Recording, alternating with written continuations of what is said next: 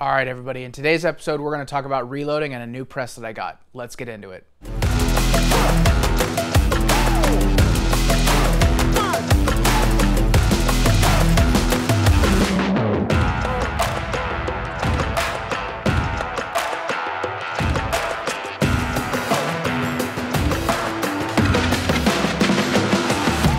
So like many people, I got into reloading at probably one of the worst times in recent history, the end of 2020 during COVID. I was sitting at home, didn't have a whole lot to do. I had just recently got back into shooting the year before, and I had always wanted to reload, and this is when I decided to do it. Could have picked better timing. Now, I started off with a Lee Classic turret as my first press at the suggestion of a good friend of mine who's been into reloading for many years. This press worked fantastic for a long time, but I'd always been eyeballing a progressive because I liked the ability to be able to churn out rounds quickly since I wanted to get into competition shooting. Now, I shoot bigger rifles as well, so I needed a single stage that gave me more accuracy with seating depth and other aspects of reloading. So I ended with the Lee single stage, and I decided to go with the inline fabrication mount. And after about a year of working with the turret press, it was working just fine, but I wanted to be able to turn out more rounds, so I was looking at progressives.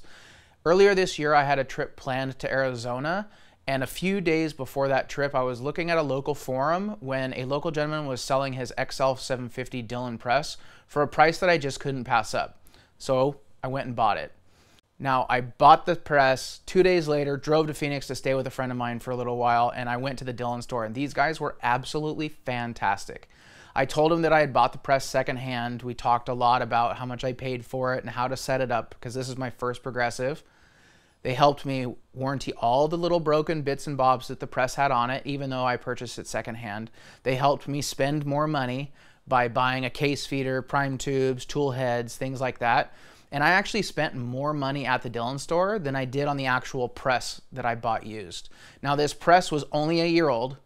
The guy that I bought it from had bought it originally from Dillon, brand new. And he was just moving out of state like a lot of Californians are doing, and he needed to downsize so that he could move. I couldn't pass up the deal. I had to do it. When I purchased this XL750, it came with a 9mm kit and a 223 conversion kit. Since then, I've added a 6 ARC conversion kit to it as well so that I can load my two rifles that I shoot the most, and then obviously 9mm for my competition shooting. Now that I've been working with the Dillon 750 for about 7 months now, in the beginning it took a little time to get adjusted and tuned how I wanted it to work, but man, once you get this thing tuned and working the way you want it to, this thing flies. Now that I'm heavier into competition shooting, I don't reload as frequently, but when I do large batches. I'm doing 1,000, 2,000 rounds of 9mm or 223 in one sitting. If you guys like seeing these types of videos, make sure you hit that like, subscribe, and alert button, and I'll see you next time. Thanks for watching.